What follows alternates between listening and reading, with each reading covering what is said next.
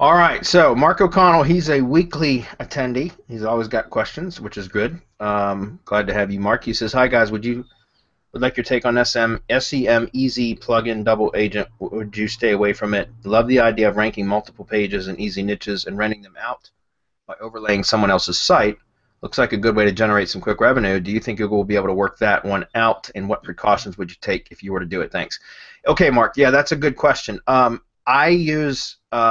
I haven't used that particular plugin because I use another plugin that does something very similar, pretty much the same thing.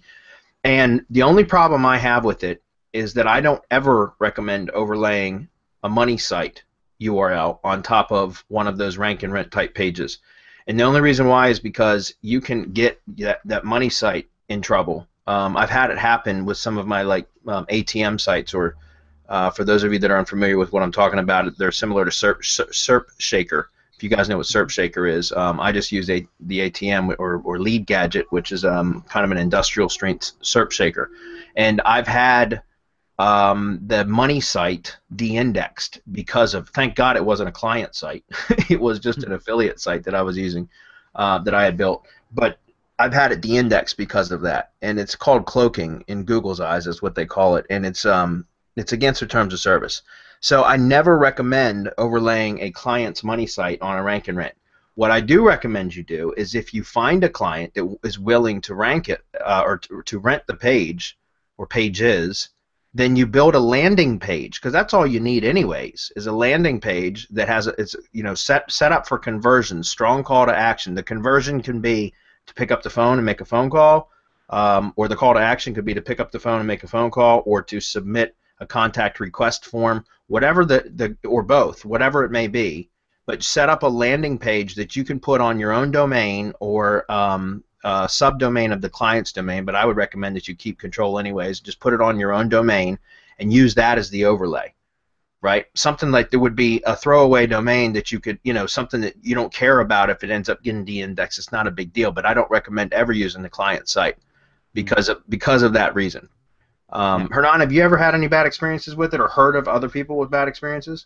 Yeah, well, it's kind of a fact that you're using a cloaking technique, so I wouldn't advise doing anything that matters to you, or using that with anything that matters to you. Now, with that being said, I know that SEMEC plugin, the double agent plugin, it's a good one. I've been using it for foreign niches where you can get away with murder pretty much, and the site, both the rank site, which is a SERP Shaker site, and it's an affiliate offer.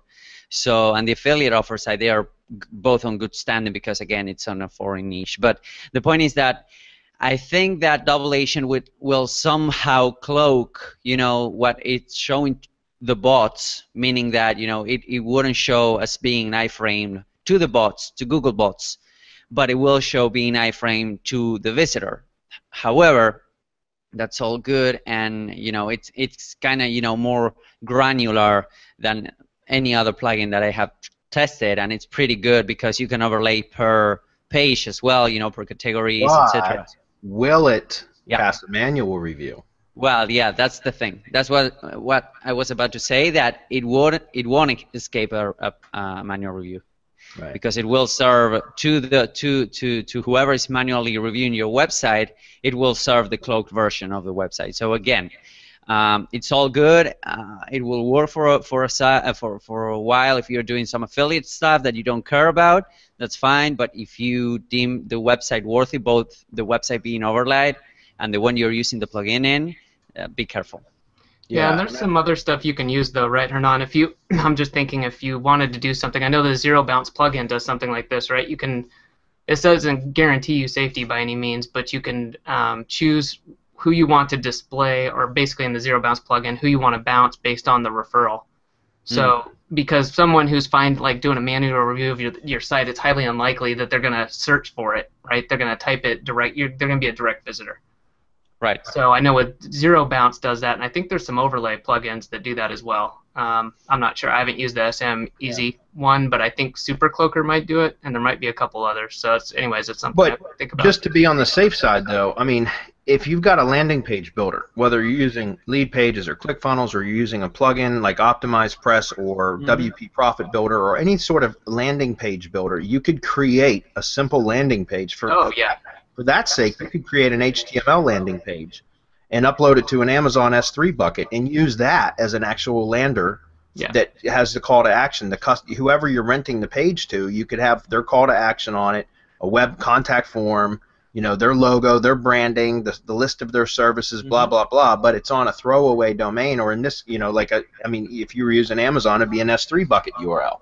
Yeah. So, all I'm saying is I would just purchase a separate domain for that you would use, and just set up pages or subdomains for each new site that you were going to be using, or actually probably just pages, because it would be too much work setting up a bunch of different sites, unless you were just using like an HTML page, that way you protect your client from any potential damage. Yeah, no, I think that's the way to do it. And you could even copy their page, like you're saying, just do an HTML upload on a page or a subdomain or something. So just take their home page and copy the HTML and upload it as an HTML file. Yeah. And there you go. Now it looks it's an exact copy of the customer site. Yep. Yeah. The added benefit also to that is that you can.